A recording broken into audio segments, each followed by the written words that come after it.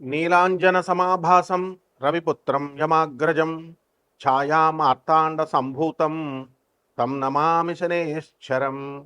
ఓం శ్రీ జగద్గురవే నమ. జగద్గురువైనటువంటి శనీశ్వర మహారాజుకి జై హో. మనకి శని జయంతి ఈరోజు. శని జయంతి అంటే ఎప్పుడు వస్తుందంటే వైశాఖ మాసం కృష్ణపక్షం అమావాస్య తిథి రోజున వస్తుంది. కాబట్టి ఈరోజు శనివారం అవడం కూడా చాలా విశేషమైనటువంటి రోజు. శనివారంతో కూడినటువంటి శని జయంతి రావడం చాలా అదృష్టంగా భక్తులంతా కూడా భావించాలి. అయితే 30 సంవత్సరాలకి ఒక్కసారి ఈ శని జయంతి వస్తుంది. తన సొంత రాశి అయినటువంటి కుంభరాశిలోకి మరి ఈ యొక్క శని ఉన్నప్పుడు ఈ యొక్క శని జయంతిని మనం జరుపుకుంటాం. కాబట్టి ఈ శని అంటే కర్మకి, ఆ తర్వాత ఈ యొక్క డిసిప్లిన్కి, క్రమశిక్షణకి మారిపోయారు అనమాట. ఆయన్ని కర్మ ఫలదాత అంటాము, అలాగే కర్మ కారకుడు అంటాము. కర్మకి కారకుడైన మళ్ళీ ధర్మానికి కూడా ప్రతీక అనమాట. అయితే ఎవరైతే ఈ యొక్క శని దశలు నడుస్తున్నప్పుడు అర్ధాష్టమ శని, అష్టమ శని, అలాగే ఏలినాటి శని, 7.5 అంటాం, ఇలాంటివన్నీ నడుస్తున్నప్పుడు ఎవరైతే అన్యాయంగా అధర్మంగా వీళ్ళు ప్రవర్తిస్తారో అటువంటి వాళ్ళని శనీశ్వరుడు శిక్షిస్తాడు. ఎందువల్లంటే ఆయన ధర్మమూర్తి. కాబట్టి మనకి ఈ శనీశ్వరుడు ఏం చేస్తాడంటే మనకి ఈ ఏలినాటి శని సమయాలలో చాలా కష్టాలను ఇస్తాడండి. ఈ అర్ధాష్టమ అష్టమ శనుల సమయాల్లో అనుకుంటాం, నిజమే. కష్టాలతో పాటు సక్సెస్ను కూడా ఇస్తాడు అనేటటువంటి విషయాన్ని భక్తులు మర్చిపోతారు. అంటే ఇతర మనకి మిగతా 8 గ్రహాలు కూడా మనకి ఏం చేస్తాయంటే సుఖాలను ఇస్తాయి, అలాగే ఫలితాలను ఇస్తాయి, చాలా స్పీడ్గా ఇస్తాయి. కానీ శనీశ్వరుడు మాత్రము చాలా స్లోగా, మందుడు అంటాం ఆయన్ని, స్లోగా నడుస్తాడు. ప్రతి ఒక్క గ్రహము కూడా ఒక సంవత్సరం లోపల లేకపోతే సంవత్సరంలో గిర్రమని తిరిగేసి ఒక రాశిలో ఉంటారు, తర్వాత తొందరగా ముగించుకొని వేరే రాశిలోకి వెళ్ళిపోతారు. కానీ శనీశ్వరుడు మాత్రం 2.5 సంవత్సరాల పాటు ఒక్కొక్క రాశిలో ఉంటూ వస్తాడు. కాబట్టి అతని యొక్క సహజ నైజం ఏమిటంటే ఆలస్యంగా ఇచ్చినప్పటికీ కూడా అద్భుతమైనటువంటి ఫలితాలను ఇస్తాడు. రాజయోగ కారకుడు ఆయన. శని యొక్క అనుగ్రహం లేనిదే ఏ జీవికి కూడా ఆయుర్దాయం అనేటటువంటిది పరిపూర్ణంగా ఉండదు. అంటే లాంగిటివిటీ ఆఫ్ లైఫ్ని ఇచ్చేటటువంటి ప్లానెట్ శని మహారాజ్ అనమాట. అలాగే ఇతర ప్లానెట్స్ అన్నిటిని కూడా మనం ఏమని చెప్పుకుంటామంటే మనకి ఈ యొక్క క్రమశిక్షణ ఇవన్నీ కూడా ఉన్న క్రమశిక్షణ నేర్పించిన శని మాత్రము మనము దేవుడు, శని దేవుడు అంటాం. మిగతా ప్లానెట్స్ని మామూలుగా గ్రహాలు అని అంటాం, కుజగ్రహము, బుధగ్రహము ఇలా అంటాం. కానీ శనిని మాత్రం దేవుడు అంటాం. ఈ యొక్క శని తన మాతృభక్తి చాలా ఎక్కువ, ఛాయాదేవ తన తల్లి అయినటువంటి ఛాయాదేవ పట్ల. ఆ విధంగా ఎవరికైతే శని బ్రహ్మాండంగా ఉంటుందో, ఉచ్చస్థితిగతుల్లో ఉంటాడో శని, మరి తులారాశి, వృషభ రాశి లాంటి స్థానాల్లో, మకరం, కుంభం లాంటి స్వక్షేత్రాలలో ఇలా ఉన్నప్పుడు ఆ యొక్క జీవికి తను మాతృభక్తిని కలిగిస్తాడు. అంటే తల్లి వల్ల లాభాలను కలిగిస్తాడు.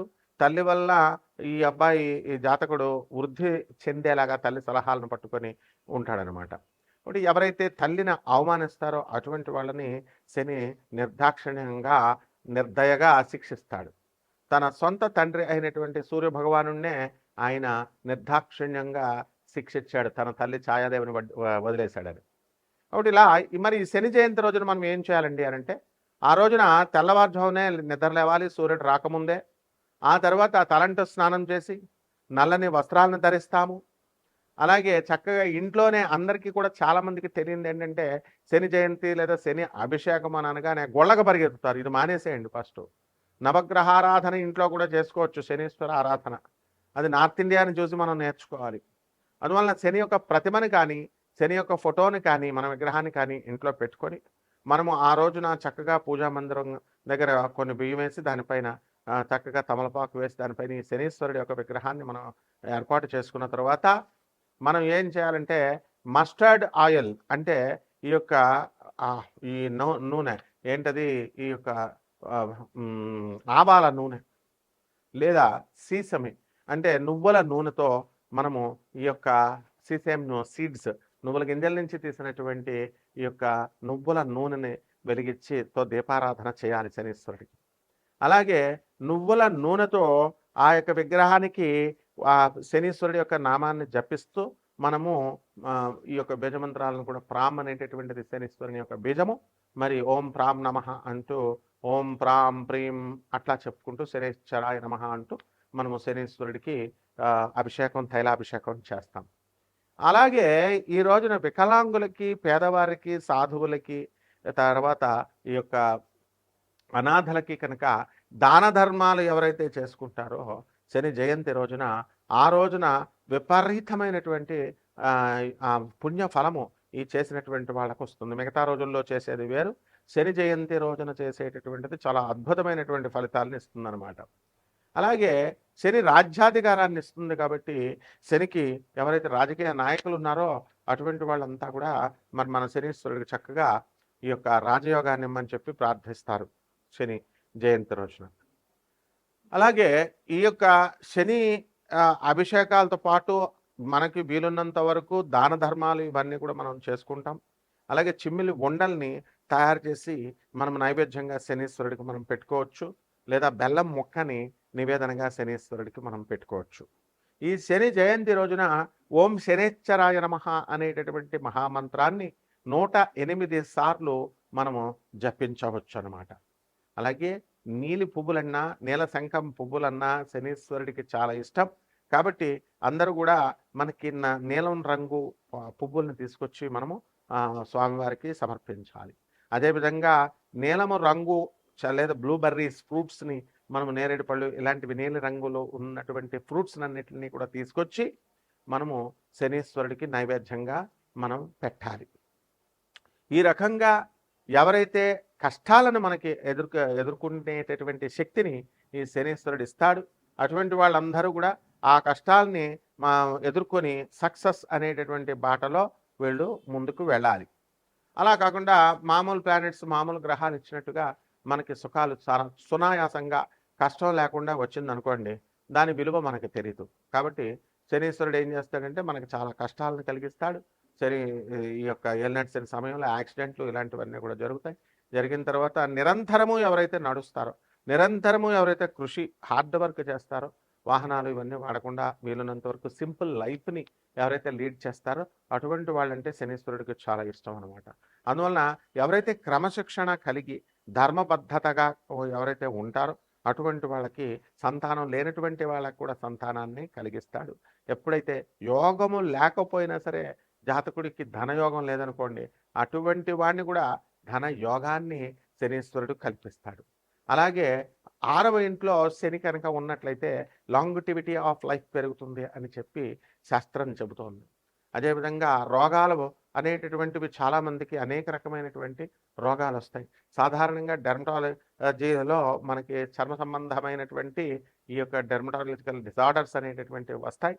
ఆ విధంగా చర్మ వ్యాధులతో పాటు హ్యూమన్ ప్యాపిలోమా వైరస్, హెచ్పివి వ్యాధులు కూడా మనకి ఈ యొక్క శని ప్రభావం వల్ల వస్తుంది.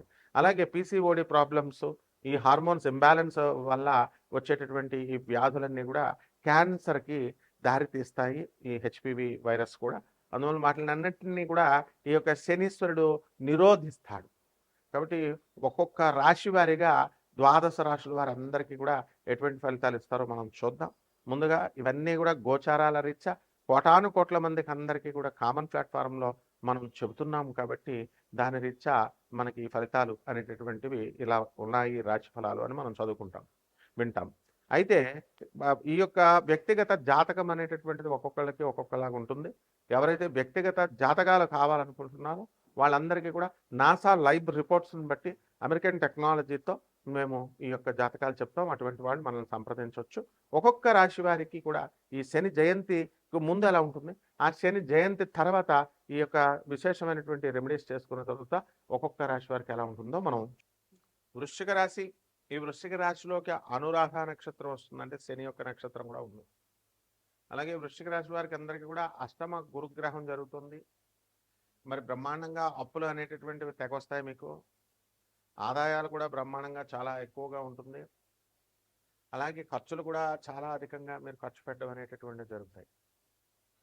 అయితే ఈ యొక్క గురువు అష్టమంలో ఉన్నటువంటి కారణంగా మీకు అప్పులు విపరీతంగా వచ్చినప్పటికీ కూడా మీరు భయపడాల్సినటువంటి అవసరం లేదు. మీకు మంచి వాళ్ళతో స్నేహం కంటే కూడా చెడ్డవాళ్ళందరూ కూడా మీకు వీళ్ళు పరిచయాలు అయిపోవడం అనేటటువంటిది జరుగుతుంది. అలాగే వాళ్ళకి తోచినటువంటి సలహాలు, పిచ్చి సలహాలన్నీ కూడా మీకు ఇవ్వడం జరుగుతుంది. అయితే యోగ్యులైనటువంటి వాళ్ళు ఇచ్చేటటువంటి సలహాలను తీసుకోకుండా ఇలాంటి పిచ్చోళ్ళ సలహాలని అందరూ కూడా జనమంతా కూడా దురాశ ఎక్కువ కాబట్టి జనానికి ఫ్రీగా రావాలి కాబట్టి ఇటువంటి వాళ్ళ మాటలు నమ్మి వాళ్ళ చేతల్లో నష్టపోవడానికి అవకాశాలు అధికంగా కనబడతాయి.